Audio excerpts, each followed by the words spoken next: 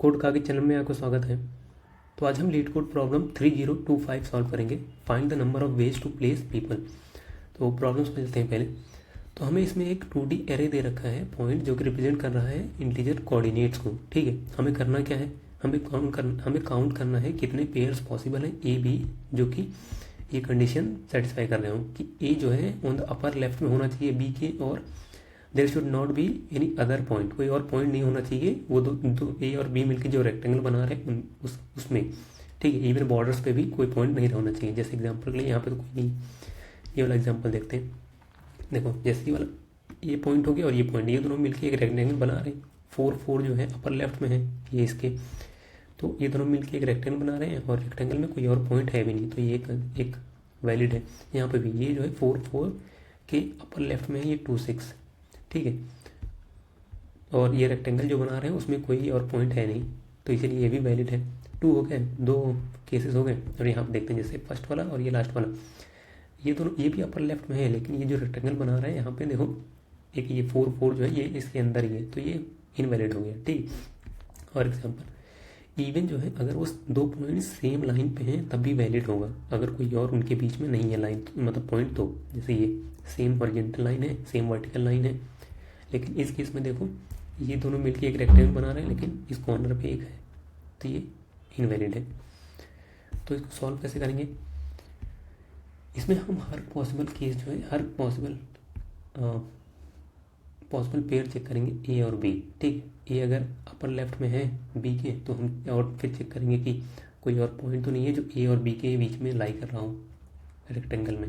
ठीक है, अगर नहीं लाई कर रहा है तो वैलिड हो जाएगा, तो वैलिड हो जाएगा। तो इसको करेंगे कैसे, देखो तो हम इसको जो है 2 फॉर लूप लगाएंगे, क्योंकि हमें हर पॉसिबल पेयर चेक करना है। 2 फॉर लूप लगाएंगे, सारे ट्रेवल्स करेंगे सारे पॉइंट्स पे ए और बी के, देखेंगे अगर ए जो है बी के अपर लेफ्ट में है तो हम एक और फॉर लूप लगाएंगे चेक करने के लिए, अगर कोई और पॉइंट तो उसके बीच में लाई नहीं कर रहा उस रेक्टेंगल में। अगर नहीं लाई कर रहा है तो वैलिड हो जाएगा, हम काउंट कर लेंगे उसको, नहीं तो उसको वैलिड नहीं होगा, उसको काउंट नहीं करेंगे। ठीक है, स्टार्ट करते हैं। N equals to length points dot length, answer create कर लेते हैं अपना 0, ट्रेवर्स करना शुरू करते हैं। I plus plus A X हो जाएगा points of I 0, A Y हो जाएगा पॉइंट्स ऑफ आई 1। ठीक है, सिमिलरली हम जे, ये था ए के लिए, हम बी के लिए देखते हैं। B X equals to points of J 0, B Y equals to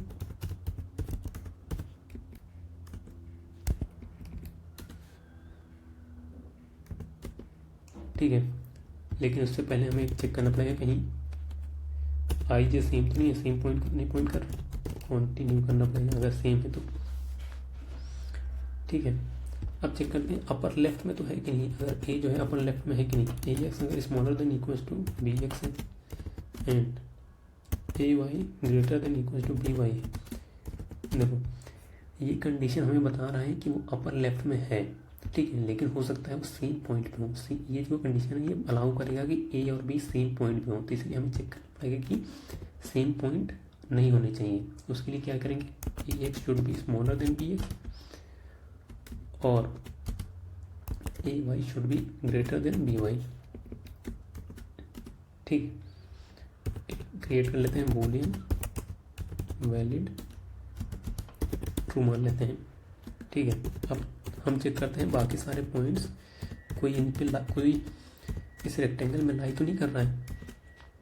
check करते हैं, अगर इक्वल टू आई है और कोई भी है तो कंटिन्यू करना पड़ेगा, सेम पॉइंट नहीं होना चाहिए।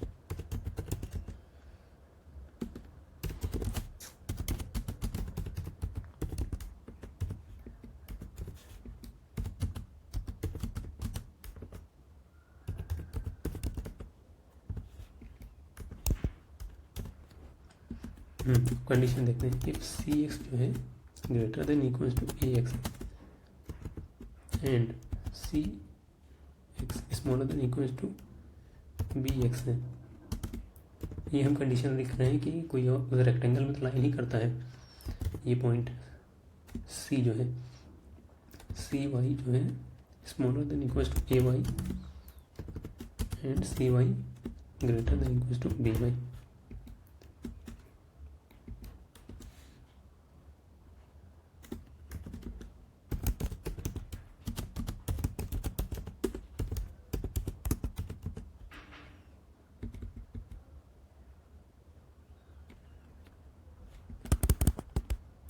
एट द एंड चेकेंगे अगर वैलिड है तो आंसर को प्लस प्लस करो,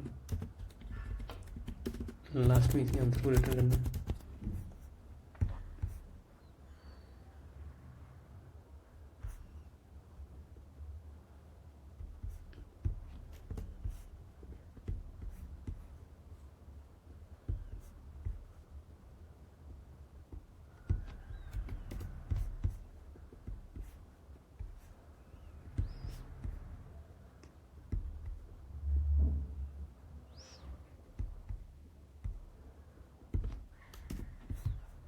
फिर से रन करते हैं।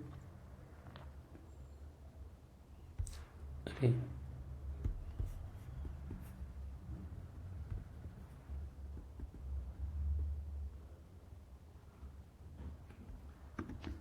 ये इधर आएगा।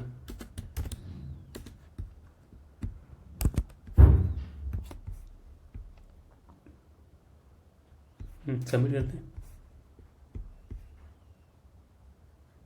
सबमिट हो गया। तो वीडियो देखने के लिए आपका बहुत बहुत धन्यवाद और चैनल को सब्सक्राइब जरूर कर लें। Thank you so much.